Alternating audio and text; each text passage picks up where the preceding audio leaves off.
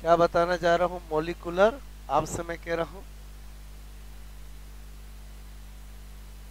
Molecular biology में आपसे मैं कह रहा हूँ, या बायो मॉलिक्यूल जो स्टडी कर रहे हैं, ठीक है, उसमें हम स्टडी करेंगे आज डीएनए। ठीक है, क्या स्टडी करने जा रहे हैं? डीएनए, जो कि बहुत इंपॉर्टेंट है। ठीक है, कल बेसिक देखा था अपन ने। अब आपसे मैं कहूँ डीएनए में हम सबसे पहले करेंगे बातें जनरल, आपसे मैं कहूँ प्रॉपर्टीज। ठीक है, जनरल प्रॉपर्टीज ऑफ डीएनए। ठीक है, इसमें क्या होगा, डीएनए से रिलेटेड सारी बातें मैं आपको बताऊंगा। मैं ये general properties one by one इसलिए बताता हूँ, ज्यादातर क्वेश्चन इसी से आते हैं। क्लियर? तो one by one upon discuss करते हैं। सबसे पहली बात जो जानते हो आपको, फिर भी आपसे मैं कहूँ फुल नेम। ठीक है, डीएनए का पूरा नाम बहुत सी बार पूछा गया है। ठीक है, डीएनए का मैंने कहा पूरा नाम क्या होता है? फुल नेम इसका डी ऑक्सी, और बोलो आपसे मेरे को राइबोस न्यूक्लिक एसिड। क्या नाम होता है बोलो? मैंने कहा डी ऑक्सी राइबोस, आपसे मेरे को न्यूक्लिक एसिड। इसका मतलब हमें पता चल गया कि डीएनए एक न्यूक्लिक एसिड होता है जिसमें पेंटोस शुगर डीऑक्सी राइबोस होती है। तो डीएनए का नेम ऐसा, डीएनए क्यों पता समझ में आया बोलो? ऐसे आरएनए का क्या होगा? Ribose nucleic acid. तो वो था न्यूक्लिक एसिड। बात समझ में आया बोलो आपको? ओके, चलो फल पॉइंट में तो कोई दिक्कत नहीं। दूसरा मैं आपसे कह रहा हूं नंबर 2, डीएनए जो होता है वो दो पॉलीन्यूक्लियोटाइड चेन से मिलकर बना होता है। डीएनए मेड बाय 2 पॉलीन्यूक्लियोटाइड, जिसलिए हम इसको डबल स्टैंडर्ड बोलते हैं। आपसे मैं कह रहा हूं कि डीएनए मैंने कहा दो पोली, आपसे मैं कहूँ न्यूक्लियो बोलो टाइड। ठीक है, चेन, आपसे मैं कह रहा हूँ दो पॉलीन्यूक्लियोटाइड चेन से मिलकर, आपसे मैं को मिलकर, ठीक है, बना, आपसे मैं को बना होता है। कितनी पॉलीन्यूक्लियोटाइड चेन से मिलकर बना होता है? 2 पॉलीन्यूक्लियोटाइड। ठीक है, इसी को मैं क्या कह सकता हूँ? अर्थात डबल स्टैंडर्ड होता है। बोलो क्या बता रहा हूँ? डबल स्टैंडर्ड होता है। देखो इसी पूरी लाइन को इतने शॉर्ट में लिख सकते हैं। ये डबल स्टैंडर्ड मतलब समझ गए, single standard, double standard. Clear? दो पॉलीन्यूक्लियोटाइड चेन से मिलकर बना होता है, इट मींस क्या होता है? डबल स्टैंडर्ड होता है।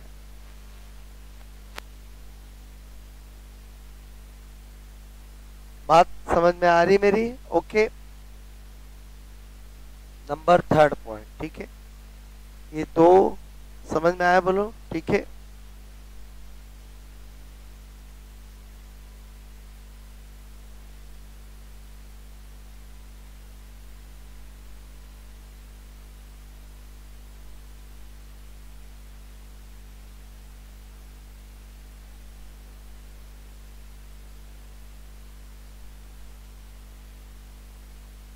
ओके।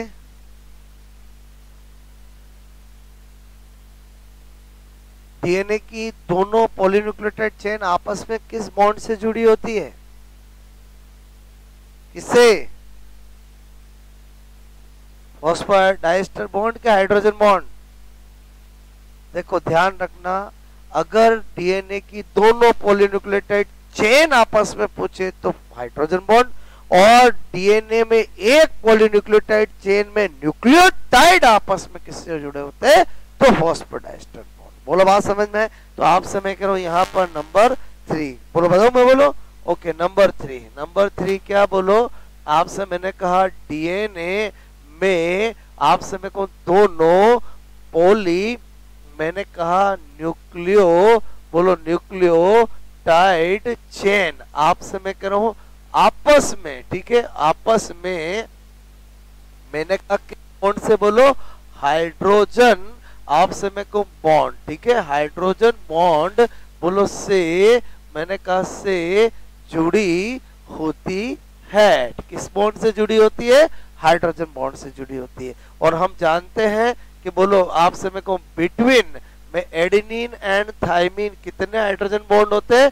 2 हाइड्रोजन बॉन्ड होते हैं। ठीक है, बोलो ये बात जानते हो नहीं जानते? बोलो बिटवीन एडेनिन एंड थाइमिन कितने होते हैं? 2 हाइड्रोजन बॉन्ड। क्लियर। और आपसे मैं कह रहा हूं बिटवीन, मैंने कहा गुआनिन एंड साइटोसिन कितने होते, 3 हाइड्रोजन बॉन्ड। इसीलिए आपने देखा होगा कि एडेनिन और थाइमिन को या आपसे मैं करूं ऐसे लिखूं या मैं आपसे करूं ऐसे करूं। बोलो यहाँ पर गुआनिन एंड साइटोसिन को ऐसे, या हम क्या करते हैं, बोलो ऐसे। बोलो बात समझे नहीं समझे, बोलो।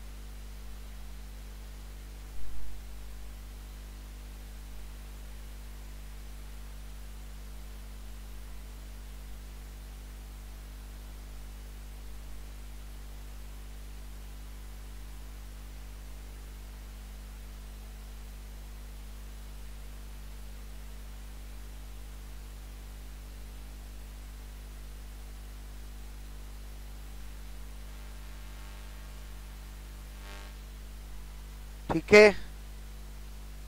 नंबर 3 4 बताओ, मैं एक एक प्रॉपर्टीज बताते जा रहा हूं, ठीक है, आप समझना। ऐसे ही मैंने कहा कि डीएनए में प्रत्येक, आपसे मैं कह रहा हूं पोली न्यूक्लियोटाइड चेन, पॉलीन्यूक्लियोटाइड चेन में न्यूक्लियोटाइड आपस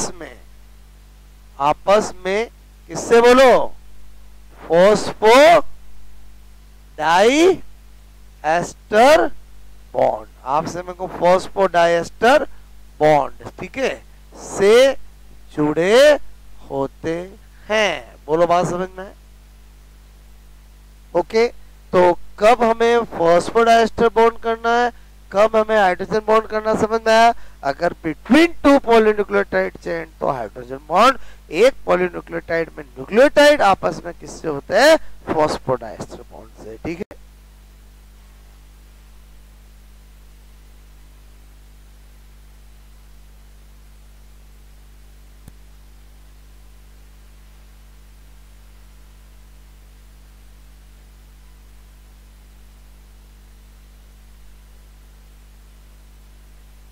नंबर 5 बताओ, मैं बोलो प्रॉपर्टी समझ रहे हो 1 बाय 1? क्लियर।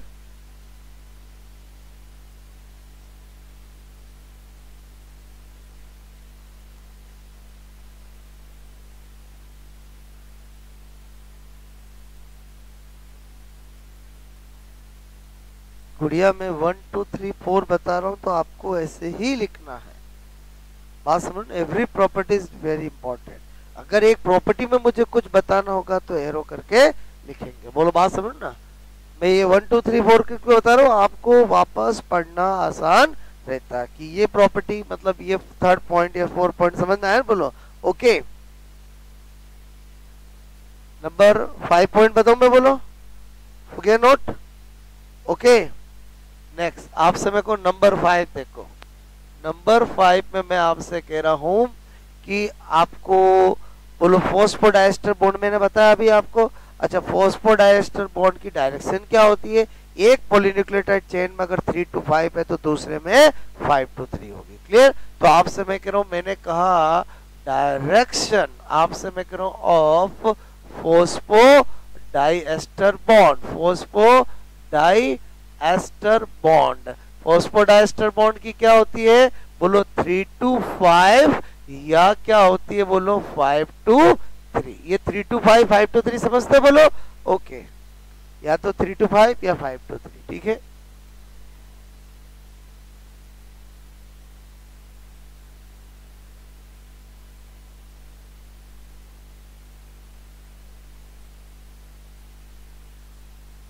नंबर 6 आपसे मैं करूं, हम ये बोलते हैं कि डीएनए जो होता है उसकी दोनों चेन आपस में एंटी पैरेलल होती है। बोलो एक हम बोलते हैं कि दोनों चेन कॉम्प्लीमेंट्री होती है। बोलो दोनों को मिला दो तो हम बोलते हैं डीएनए जो होता है वो आपकी दोनों चेन एक दूसरे की कॉम्प्लीमेंट्री पूरक तथा एक दूसरे के एंटी पैरेलल प्रति समानांतर होती। एग्जाम में पूछा जाता है रीजन कि एंटी पैरेलल होने का रीजन क्या है और कॉम्प्लीमेंट्री होने का रीजन। तो एंटी पैरेलल का रीजन है फॉस्फोडाइस्टर बॉन्ड, एक में 3 to 5 है तो दूसरे में 5 to 3। और अगर आपको कॉम्प्लीमेंट्री पूरक पूछे तो उसका रीजन है नाइट्रोजन बेस, बिकॉज अगर इधर एडेनिन आ गया तो इधर थाइमिन ही आएगा, इधर गुआनिन आ गया तो इधर साइटोसिन ही आएगा। दो प्रॉपर्टी क्या बताना चाह रहा हूं समझ के बोलो। मैंने कहा कि डीएनए आपसे मैं करूं कि दोनों, मैंने कहा पोली आपसे मैं कहूं न्यूक्लियोटाइड आपसे मैं कहूं चेन, ठीक है, एक दूसरे आपसे मैं कह रहा हूं कि क्या होती है बोलो। मैंने कहा एंटी, मैं कह रहा हूं बोलो पैरेलल, आपसे मैं कहूं पैरेलल का मतलब हिंदी में क्या हुआ बोलो, प्रति समांतर, ठीक है, मैंने कहा होती है, ठीक है। बताओ इसका रीजन क्या होगा, कारण कभी पूछा जाए तो क्या बताओगे, ड्यू टू फॉस्फोडाइलेटर बॉन्ड। बात समझ में कि डायरेक्शन, एक में 3 to 5 है तो इसमें 5 to 3, ठीक है। तो मैं कर दूंगा बोलो ड्यू टू, आपसे मैंने कहा डायरेक्शन, ठीक है, ऑफ फॉस्फो, आपसे मैं करूं फॉस्फो डाइएस्टर बॉन्ड, ठीक है। आपसे मैंने कहा बोलो फॉस्फो, मैंने कहा फॉस्फो डाइएस्टर बंद की आपसे मैं करूं दिशा।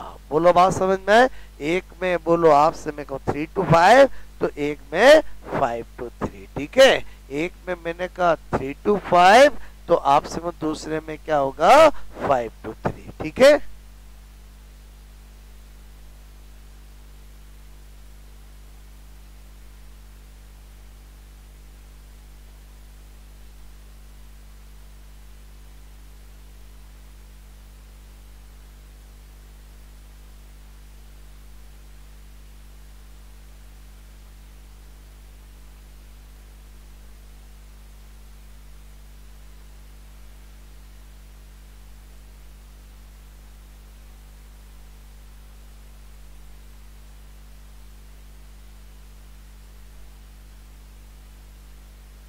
ये भी समझ में आई मेरी बात। पॉइंट नंबर 7 पे आऊं मैं, बोलो प्रॉपर्टी नंबर 7, ठीक है।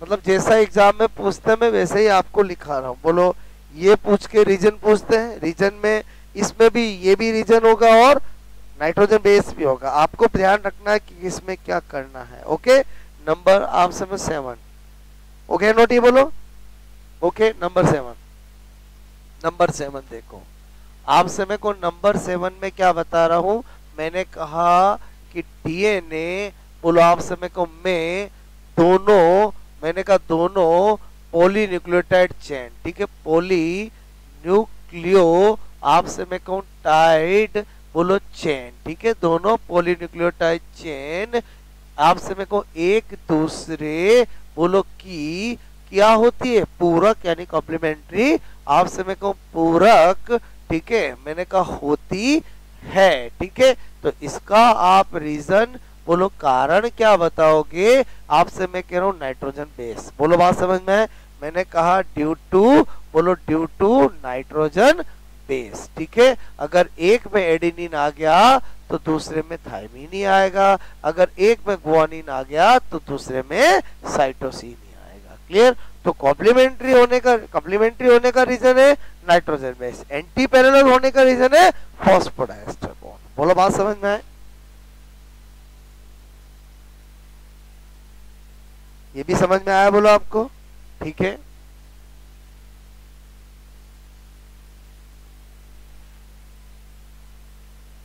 मैंने कहा ठीक है नाइट्रोजन क्षारक, ठीक है, के कारण, ठीक है। नंबर 8 बताऊं मैं, बोलो आपको, ठीक है।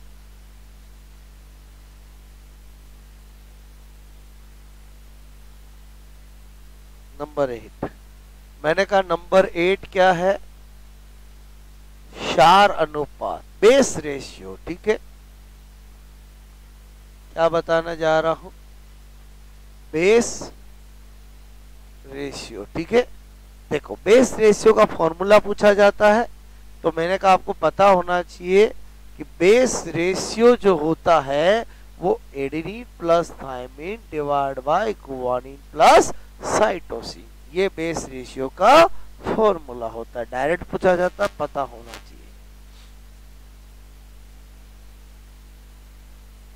ये भी जो मैं बता रहा हूं वो बहुत इंपॉर्टेंट है, ठीक है।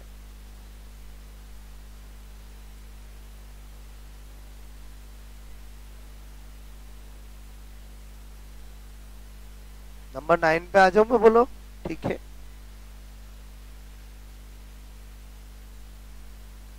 ओके, नंबर 9, ठीक है। नंबर 9 में क्या बता रहा हूं, इधर देखो। मैंने कहा कि हम जानते हैं कि हमारे यूकैरियोट्स में एक होता है न्यूक्लियर डीएनए, एक होता है साइटोप्लाज्मिक डीएनए। न्यूक्लियर डीएनए का मतलब जो न्यूक्लियस में है, और साइटोप्लाज्मिक का मतलब जो माइटोकॉन्ड्रिया और क्लोरोप्लास्ट में। हमारे बोलो एनिमल के अंदर माइटोकॉन्ड्रिया होता है, प्लांट में माइटोकॉन्ड्रिया और क्लोरोप्लास्ट दोनों होता है। एनिमल और plant both are eukaryote, clear. अब बात करते हैं प्रोकैरियोट के अंदर जो डीएनए होता है वो हमारे यूकैरियोट के साइटोप्लाज्मिक डीएनए के बिल्कुल डिट्टो सेम होता है। तो अब मैं एक ही पॉइंट में बहुत सारी बातें बता रहा हूँ। एक तरफ मैं क्या लिख रहा हूँ, मैंने कहा यहाँ पर बोलो ऐसा लिख रहा हूँ यू कैरियो, आपसे मैं कह रहा हूँ क्या लिख रहा हूँ, बोलो। मैंने कहा यू कैरियो, आपसे मैं कहूँ टिक न्यूक्लियर, आपसे मैं करूँ डीएनए, ठीक है। एक तरफ तो क्या लिख रहा हूँ मैं, बोलो यूकैरियोटिक न्यूक्लियर डीएनए, ठीक है। और एक तरफ क्या लिख रहा हूँ मैं, बोलो प्रो, आपसे मैं कहूँ कैरियोटिक, बोलो डीएनए, ठीक है। एंड क्या लिख रहा हूं मैं, बोलो आपसे मैं कहूँ यू कैरियोटिक साइटोप्लाज्मिक डीएनए, ठीक है। और साइटोप्लाज्मिक डीएनए बोले तो इसमें हमारा एक तो माइटोकॉन्ड्रिया में और एक क्लोरोप्लास्ट में। बोलो बात समझ में है, इधर ध्यान देना। आपसे मैंने कहा ये क्या लिखा, मैंने लिखा यहाँ पर यू कैरियोटिक, आपसे मैं कह रहा हूँ केंद्रकीय डीएनए, ठीक है। केंद्रकीय डीएनए, आपसे मैं कह रहा हूँ न्यूक्लियर डीएनए, बोलो केंद्रकीय डीएनए, ठीक है। और यहाँ पर क्या बता रहा हूँ, मैंने ये क्या लिखा, प्रोकैरियोटिक डीएनए, ठीक है। क्या बताना चाह रहा हूँ, मैंने कहा ये प्रोकैरियोटिक डीएनए, ठीक है, प्रोकैरियोटिक डीएनए। और ये यूकैरियोटिक कोशिका द्रवी डीएनए, ठीक है। ये क्या लिख रहा हूं मैं, बोलो यूकैरियोटिक, आपसे मैंने कहा बोलो कौन सा कोशिका द्रवी, ठीक है, डीएनए। और माइटोकॉन्ड्रिया तो माइटोकॉन्ड्रिया ही होगा, क्लोरोप्लास्ट तो क्लोरोप्लास्ट ही होगा, ठीक है। अब देखो अपन सारे डिफरेंस देखते हैं। मैंने कहा यहाँ पर नंबर 1, ठीक है, नंबर 1 मैंने यहाँ पर लिखा, नंबर 1 मैं आपसे कह रहा हूँ ये भी क्या होता है, डबल स्टैंडर्ड। और इधर भी जो होता है वो क्या होता है, डबल स्टैंडर्ड। ये बात तो बिल्कुल सेम है, क्लियर। मतलब एक ही पॉइंट में दोनों की सारी प्रॉपर्टी बता रहा हूँ। ये वाला जो होता है वो मैंने कहा कैसा होता है, लीनियर होता है। कैसा होता है, लीनियर, मतलब बोले तो क्या, रेखीय, क्लियर। और इधर चाहे माइटोकॉन्ड्रिया का पूछे, चाहे क्लोरोप्लास्ट का पूछे, चाहे प्रोकैरियोट का पूछे, कैसा होता है, बोलो सर्कुलर होता है। कैसा होता है, सर्कुलर। बोले तो आपसे सर्कुलर बोले तो कैसा, वर्ताकार, ठीक है। मैंने कहा थर्ड पॉइंट देखो, जो हमारा यूकैरियोटिक डीएनए होता है टी टाइप का होता है। इसका मतलब हुआ कि उसमें एडेनिन ग्रुप थायमिन ज्यादा होता है, ठीक है। और इधर इनमें से किसी का भी पूछे जीसी टाइप का होता है, बोले तो गुआनिन साइटोसिन ज्यादा होता है, क्लियर। उसके बाद आपसे मैं कहूं अगर ये बात है तो जरा बताना बेस रेशियो, बोलो यूकैरियोटिक न्यूक्लियर डीएनए का 1 से ज्यादा होगा, 1 से कम होगा, 1 से ज्यादा होगा, क्योंकि अभी मैंने बताया A+T T/G+T, A+T वाले ऊपर वाले ज्यादा होंगे तो ये ग्रेटर देन 1। और इधर क्या करूंगा मैं, बोलो बेस रेशियो, मैंने कहा क्या करूंगा, बोलो लेस देन 1 करूंगा, क्लियर। समझ लो मैं, बोलो मैंने क्यों पहले बेस रेशियो बताया, ये पॉइंट बाद में बताया, क्योंकि चीजें जैसे जैसे हमने पहले बढ़ी आगे समझ में आए, क्लियर। उसके बाद नंबर 5 आपसे मैं कहूँ इधर क्या होता है, बोलो हिस्टोन प्रोटीन, आपसे मैं कह रहा हूँ क्या होता है, उपस्थित होता है। और इधर क्या होता है, हिस्टोन प्रोटीन एब्सेंट होता है, ठीक है। हिस्टोन आपसे मैं कहूँ प्रोटीन मैंने कहा प्रोटीन क्या बोल रहा हूँ एब्सेंट, और जिनमें हेप्स्टोन प्रोटीन एब्सेंट होता है उन्हें क्या कहा जाता है, नेग्ड डीएनए कहा जाता है, बोले तो नग्न डीएनए कहा जाता है। बोलो बात समझे समझे, बोलो क्लियर। और मैंने कहा एक अप्लाइड जो मैं पॉइंट और बताऊं, जरा आप बताना कि आपसे मैं को इधर भी लिख रहा हूं मेल्टिंग पॉइंट, इधर भी लिख रहा हूं मेल्टिंग पॉइंट, किधर हाई होगा किधर लो होगा, किधर लो होगा किधर हाई होगा, बताओ इधर मेल्टिंग पॉइंट लो करो कि हाई करो। आप सोचो कि यूकैरियोटिक न्यूक्लियर डीएनए 80 टाइप का है, मतलब 80 टाइप का मतलब हो गया उसमें एडेनिन थाइमिन ज्यादा होगा, इधर जीसी टाइप का है, इट मीन जीसी टाइप ज्यादा होने का मतलब है ग्वानिन और साइटोसिन के बीच 3 हाइड्रोजन बॉन्ड, मेल्टिंग पॉइंट का मतलब ब्रेकडाउन, इसका मतलब हुआ कि ज्यादा टेम्परेचर इधर होगा किधर होगा, इधर होगा ना, क्योंकि इधर ट्रिपल बॉन्ड यानी हाइड्रोजन बॉन्ड के नंबर ज्यादा है। इधर मैं मेल्टिंग पॉइंट क्या कर दूं लो, और इधर क्या कर दूं हाई। आपको मेरी बात समझ में, इसको मैंने अप्लाइड क्यों नाम दिया समझ में आया, बोलो कि आपको खुद को पता लगाना आना चाहिए। आई थिंक आप समझ गए होंगे इस पॉइंट में मैंने आपको सारा डिफरेंस किसका बता दिया। बोलो आप इंडिविजुअल क्वेश्चन पूछा जाता, माइटोकॉन्ड्रिया में डीएनए होता है लीनियर सर्कुलर, समझ गए बोलो आपको।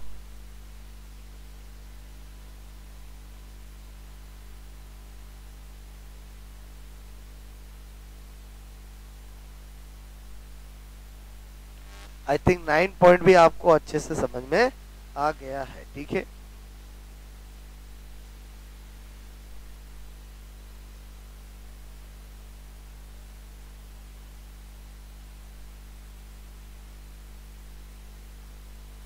नंबर 10 की बात करें, 9 में हमने सारा इनका डिफरेंशियली देख लिया।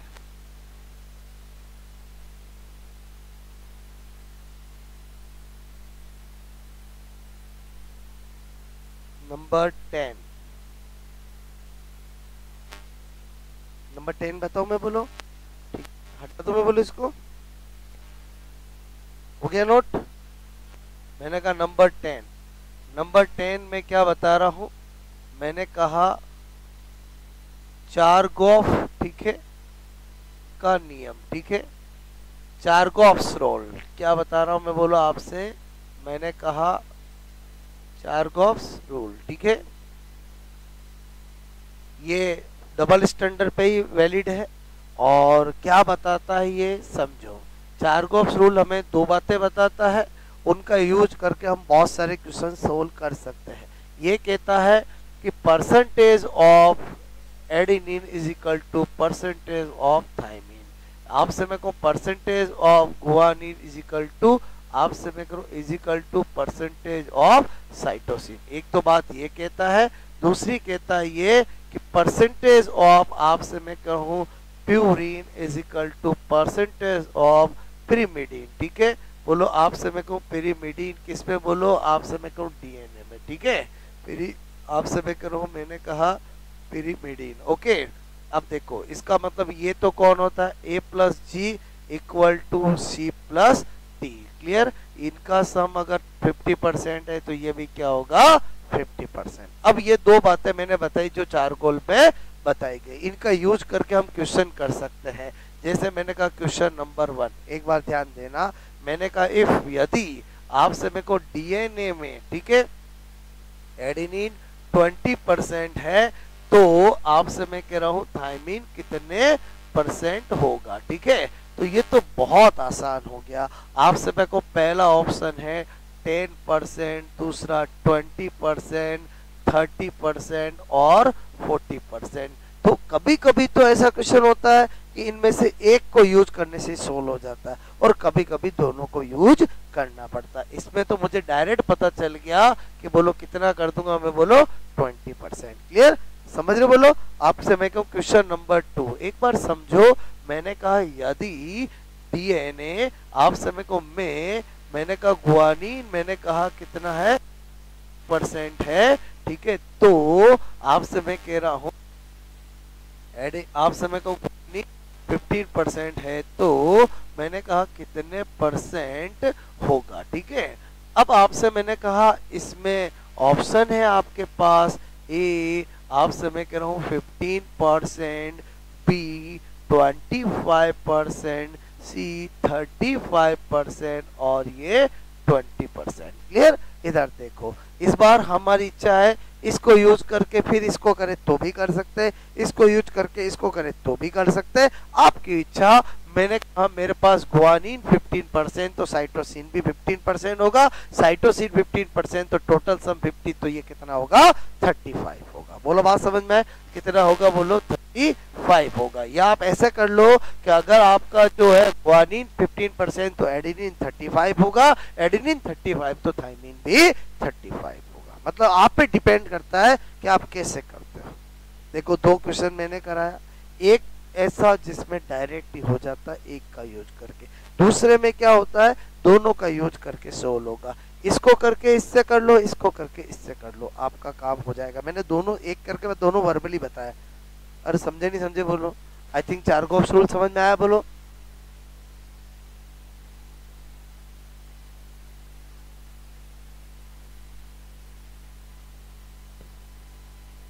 प्रैक्टिस शीट में सभी तरह के क्वेश्चंस हैं, बोलो आप करना, आज बात समझ लो ना, ठीक है।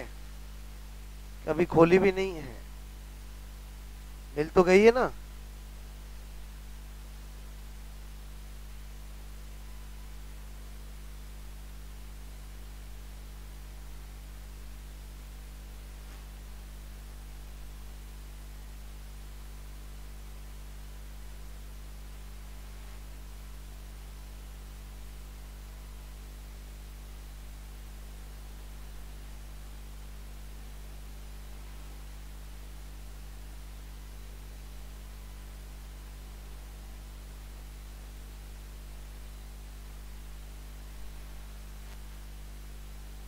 ये भी समझ में आया बोलो आपको, ठीक है। नंबर 11,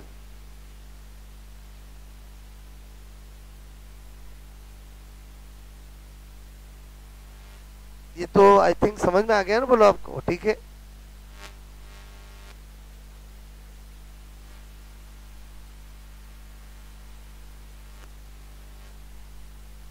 हटा दूं, मेरे हिसाब से समझ में आ गया होगा, ठीक है। नंबर 11, नंबर 11 क्या बता रहा हूं देखो। मैंने कहा अगर मैं पूछूं कि डीएनए के डबल हेलिक्स मॉडल, नाम तो सुना ही है आपने, उसका सबसे पहले स्टडी किसने किया। डीएनए के डबल हेलिक्स मॉडल की सबसे पहले स्टडी किसने की। नाम ही नहीं सुना डबल हेलिक्स मॉडल। अच्छा, डबल हेलिक्स मॉडल किसने दिया, ऐसे याद नहीं आ रहा। फर्स्ट ऑप्शन है वॉटसन, सेकंड है क्रिक, थर्ड है वॉटसन एंड क्रिक, फोर्थ है विल्किंस।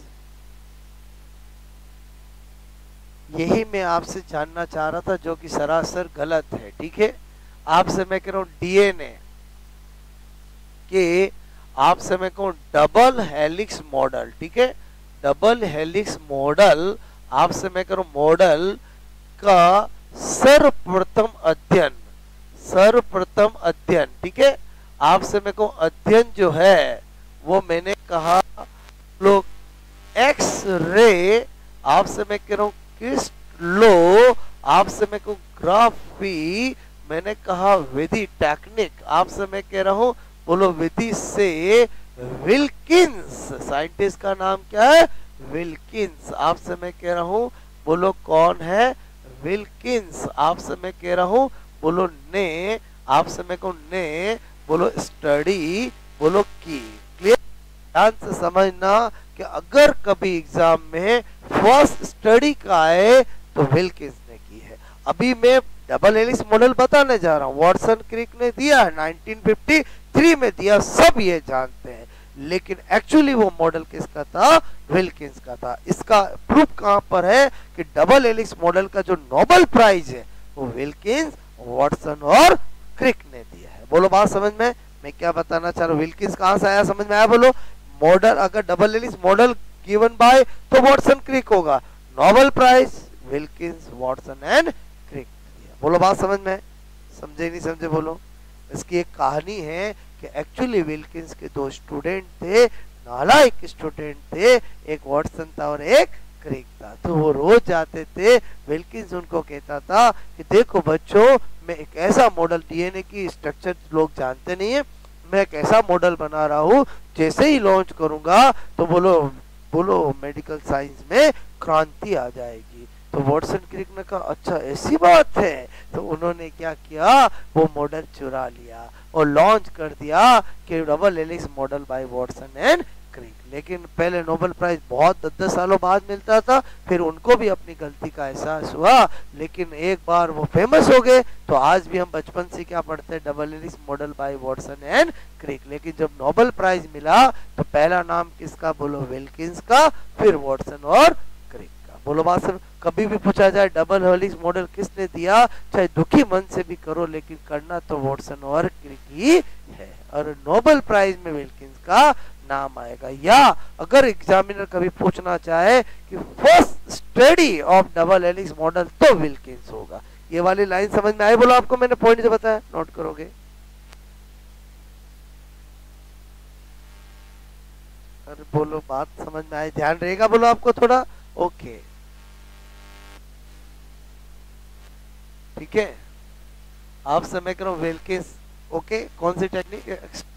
क्रिस्टलोग्राफी। ठीक है, अब मैं आपको पॉइंट सारे मैंने बताए, सारी प्रॉपर्टीज मैंने बताई, क्लियर। अब आप हेडिंग डालोगे डबल हेलिक्स मॉडल। क्या बनाओगे? अभी बना के बताता हूं आपको डबल हेलिक्स मॉडल।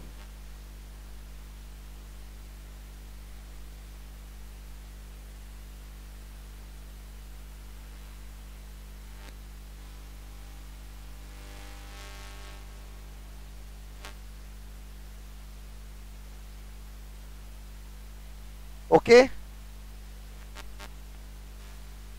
हो गया नोट? बोलो नेक्स्ट। आपसे मैं कह रहा हूं क्या बताना जा रहा हूं मैं, मैंने कहा डबल हेलिक्स मॉडल। ठीक है, आपसे मैं कह रहा हूं डबल हेलिक्स मॉडल आपको पता होना चाहिए, गिवन बाय, बोलो बाय वॉटसन एंड आपसे मैं कहूं क्रिक। ठीक है, और 1953, बोलो बात समझ में, 1953। बोलो बात तो यही होगी। आपसे मैं करूं नोबेल प्राइज की बात आए, ठीक है, पहले ही मैंने बोला नोबेल प्राइज की बात आए तो कौन आएगा, बोलो विल्किंस। आपसे मैं कहूं वॉटसन एंड आपसे मैं कहूं वॉटसन एंड क्रिक। बोलो बात समझ में आए, नोबेल प्राइज तीनों को सम्मिलित रूप से दिया। ठीक है, और जो आपसे मैं कह रहा हूं जिसका दिया था वो कौन था, बोलो बीटा डीएनए। एक्चुअली नाम तो बी डीएनए था, फेमस हो गया तो नाम रख दिया बीटा डीएनए। बात समझ में आए? बोलो ओके। सबसे पहले तीन बातें पता होनी चाहिए, अब मैं आपको बना के बताता हूं। ठीक है, ये वाली ध्यान रहेगी। बोलो हटा दूं मैं? बोले ये 3 पॉइंट। ठीक है, मुझे जगह चाहिए इसलिए। ठीक है, हटा दूं? आपसे मैं कह रहा हूं ध्यान देना। आपसे मैंने कहा अब मैं डबल हेलिक्स मॉडल बताने जा रहा हूं। ठीक है, मैंने कहा एक्चुअली पहले लोग ऐसे जानते थे। ठीक है, अच्छा एक आपसे मैं प्रॉपर्टी ये भी कि कभी पूछा जाए डीएनए की जो डायमीटर होता है वो पूरी लेंथ के अंदर सेम होता है, उसका रीजन होता है ड्यू टू हेलिकल कॉइल्ड। बोलो बात समझ में, डीएनए का डायमीटर 20 एंगस्ट्रॉन होता है जो पूरी लेंथ में इक्वल होता है, उसका रीजन होता है ड्यू टू हेलिकल कॉइल्ड। ये हेलिकल कॉइल्ड समझते हैं? बोलो कभी कभी कुछ लोग जो है अपने घर पे सीढ़ियां भी कैसी रखते हैं, हेलिकल कॉइल्ड वाली। बोलो बात समझ में, समझे नहीं समझे? बोलो। तो आपसे मैं कह रहा हूँ हेलिकल कॉइल्ड समझ गए? बोलो ओके। तो ये मैं आपको बताना चाह रहा हूँ, समझना। मैंने कहा ये जो होता है वो एक हेलिक्स होता है। क्या होता है? बोलो मैंने कहा 1, बोलो हेलिक्स। ठीक है, अभी मैं वह बड़ा बना के बताऊंगा, क्लियर। मैंने कहा इस एक हेलिक्स के अंदर बोलो कितने होते हैं, 20 नाइट्रोजन बेस क्या होते हैं, बोलो पेयर होते हैं। क्या होते हैं? 20 नाइट्रोजन बेस पेयर होते हैं। टोटल नाइट्रोजन बेस कितने हो गए? 20 हो गए, क्लियर। 10 नाइट्रोजन बेस होते हैं, कितने होते हैं? बोलो 10 नाइट्रोजन बेस पेयर। तो टोटल नाइट्रोजन बेस कितने हो गए? बोलो टोटल नाइट्रोजन बेस नेचुरल है कितने हो गए? बोलो 20 हो गए, क्लियर। ओके, और हेलिक्स जो होती है उसकी लेंथ कितनी होती है, मैंने कहा 34 एंगस्ट्रॉन होती है। कितनी? 34 एंगस्ट्रॉन। ठीक है, इसी चीजों को मैं अभी आपको बना के बताऊंगा। ठीक है, अच्छा इसमें क्या होता है, ये एडेनिन, ये थायमिन, ये गुआनिन, ये साइटोसिन, बोलो ये थायमिन, ये एडेनिन, ऐसे जुड़े होते हैं। क्लियर? अब मैं डबल हेलिक्स मॉडल बता रहा हूँ, बोलो बात, इसी को मैं अच्छे से बता रहा हूँ। क्लियर? अब देखो मैंने कहा कि मुझे बताना है, तो ये मैं एस एस, अरे ठीक है,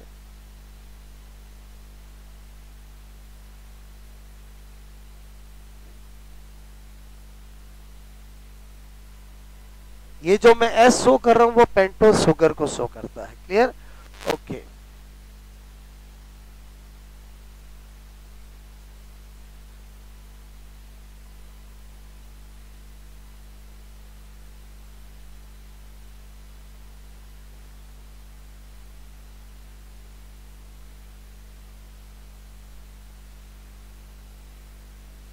ओके, इधर ध्यान देना। मैंने कहा सबका डीएनए सेम होता है कि अलग अलग होता है? बोल ही नहीं रहे हैं। अच्छा, एक बात तो श्योर है कि सब में एडेनिन थायमिन से जुड़ेगा, गुआनिन साइटोसिन से जुड़ेगा। तो मैं यहाँ कुछ भी कर सकता हूँ क्योंकि सबका डीएनए अलग होता है। बस मुझे किस बात का ध्यान रखना है कि अगर मैंने यहाँ टी लिख दिया तो ए ही करना पड़ेगा। बोलो ये जो मैं कर रहा हूँ इसका कोई पैटर्न फिक्स नहीं है। बोलो आपसे मैं कह रहा हूँ, केवल मैं किस बात का ध्यान रख रहा हूँ कि अगर मैंने यहाँ गुआनिन कर दिया तो इधर साइटोसिन ही करूंगा। बोलो बात समझ में आए? ओके, ये मैंने ऐसा किया। यहाँ तक समझ में आया? बोलो आपको डबल हेलिक्स मॉडल बनने जा रहा है, थोड़ा ध्यान देना। बात समझ रहे ना?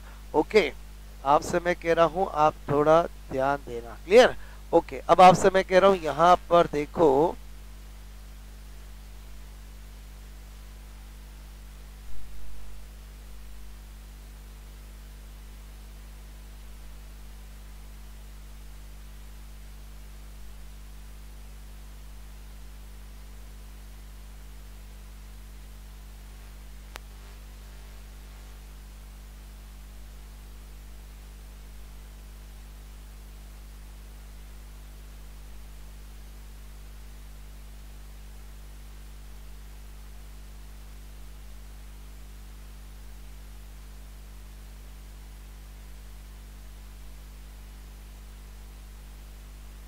ओके अब समझो, देखो ये जो मैंने बनाया है, ओके हमने जितने पॉइंट लिखे सारे क्लियर हो जाएंगे। इधर ध्यान देना।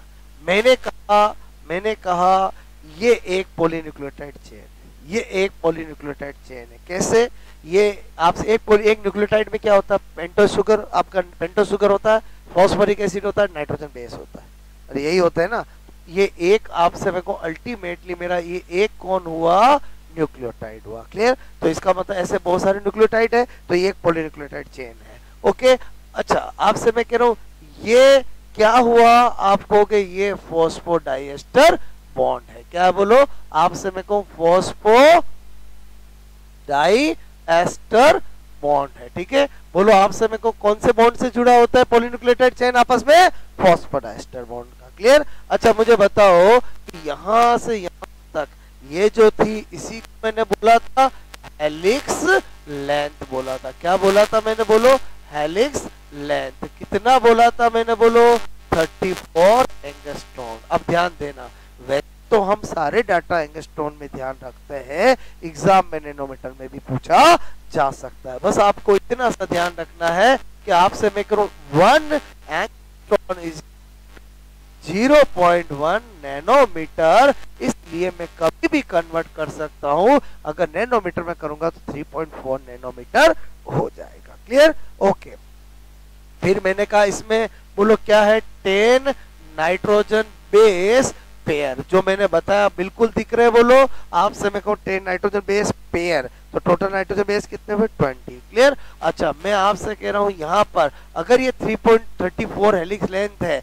और 10 नाइट्रोजन बेस पेयर है, तो मुझे बताओ ये वाली डिस्टेंस कितनी होगी? आप कहोगे 3.4 एंगस्ट्रॉन होगी। होगी कि नहीं होगी? बोलो होगी कि नहीं होगी बोलो। ओके अच्छा, नैनोमीटर में कन्वर्ट करूं तो 0.34। तो वो डिपेंड करता है हमें किस फॉर्म में ऑप्शन में पूछा, हमें एंगस्ट्रॉन में ही याद रखना है। क्लियर। फिर मैं आपसे कह रहा हूं यहां से लगाकर यहां तक ये जो होगा वो क्या होगा, डायामीटर होगा। और वो कितना होता है बोलो, 20 एंगस्ट्रॉन होता है। डीएनए का डायामीटर कितना होता है, 20 एंगस्ट्रॉन।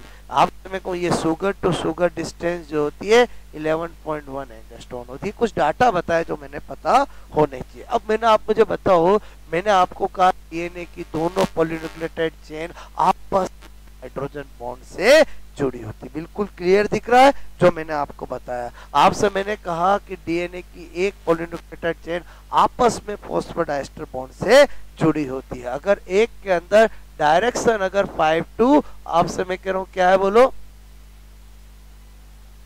डायरेक्शन अगर मैं आपसे कहूं 5-3 है, क्लियर, तो दूसरे में क्या होती है बोलो, 3-5 होती है। इसीलिए इनको क्या बोलते हैं, एक दूसरे की एंटी पैरेलल बोलते हैं। बोलो बात समझ में। नाइट्रोजन बेस ऑलवेज कॉम्प्लीमेंट्री होता है, एडेनिन थाइमिन से जुड़ता है, गुआनिन साइटोसिन से जुड़ता है। सारी बातें पता चल रही कि नहीं चल रही बोलो, क्लियर। तो ये किसका मॉडल है बोलो, डबल हेलिक्स मॉडल, जो कि किसने दिया है बोलो, आपसे मैं कह रहा हूं किसने दिया बोलो, आपसे मैं कह रहा हूं किसने दिया है, वॉटसन और क्रिक, वॉटसन और क्रिक।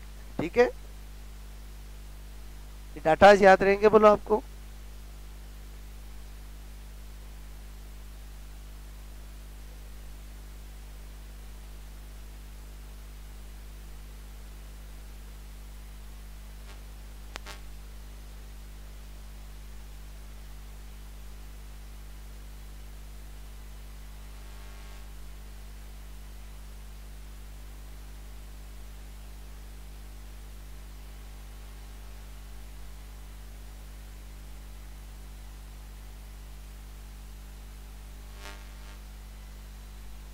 डायमीटर दिख जाएगा बोलो आपको, यहां से यहां तक कितना होता है, 20 एंगस्ट्रॉन। ठीक है,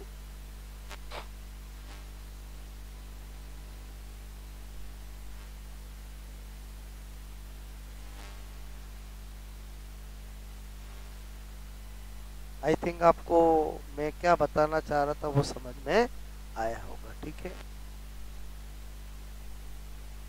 ये डाटा आज पूछे जाते हैं, बहुत इंपॉर्टेंट है।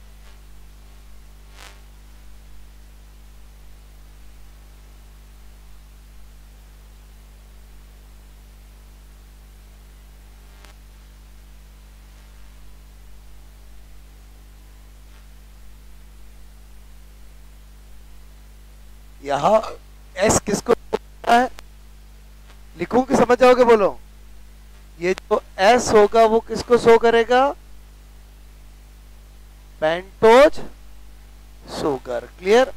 मैंने कहा जो आप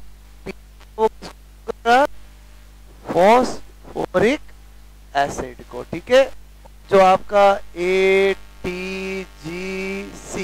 ये नाइट्रोजन है।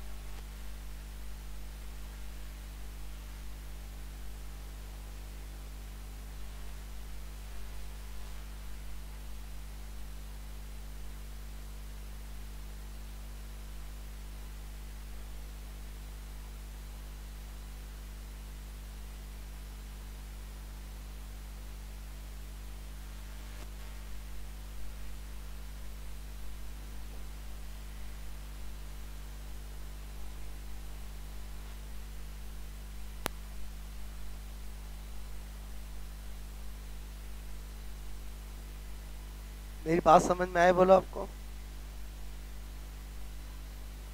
बहुत सिंपल तरीके से मैंने बताया, आपको समझ में आ गया होगा। ठीक है,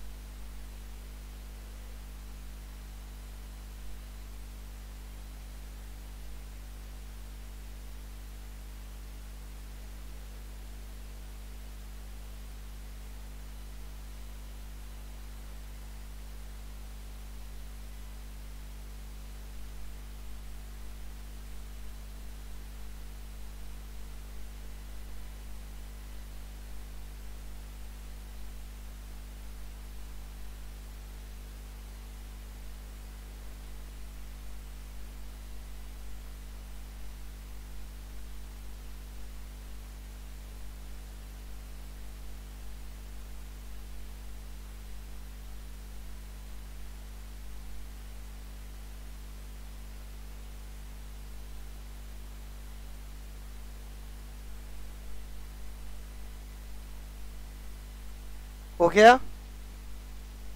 और बोलो इतनी बात समझ में आई कि डीएनए की सारी प्रॉपर्टीज और हमें डबल हेलिक्स मॉडल पता होना चाहिए, ठीक है।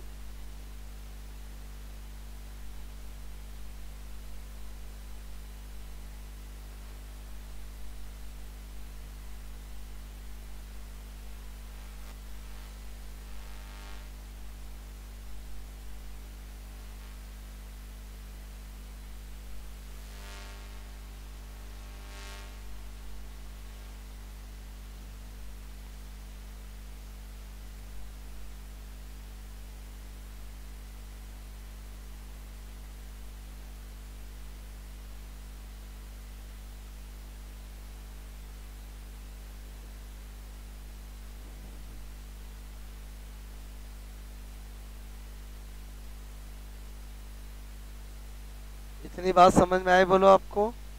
ओके, एक बार हमने क्या स्टडी किया देखो, वापस बता देता हूँ मैं आपसे मैं कह रहा हूँ, ठीक है, आपसे मैं कह रहा हूँ फर्स्ट हमने स्टडी किया था जनरल प्रॉपर्टीज में, full name deoxy ribose nucleic acid.